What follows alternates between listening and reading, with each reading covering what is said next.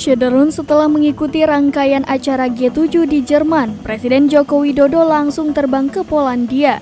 Presiden Jokowi dan Ibu Iriana langsung disambut Wakil Gubernur Provinsi Rzeszów, Duta Besar RI, serta Atase Pertahanan RI.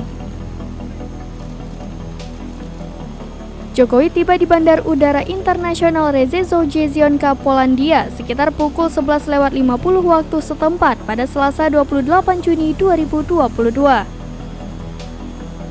Seorang pas pampres terlihat sangat sigap dan melihat secara detail setiap gerakan orang yang menyambut Jokowi. Jokowi dan rombongan langsung menuju hotel untuk transit. Terlihat pengawalan yang super ketat mengiringi Presiden Jokowi dan Ibu Iriana beserta rombongan.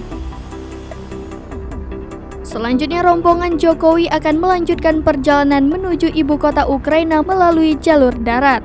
Rombongan akan menumpang kereta api selama 12 jam menuju Kiev pada Selasa 28 Juni malam waktu setempat.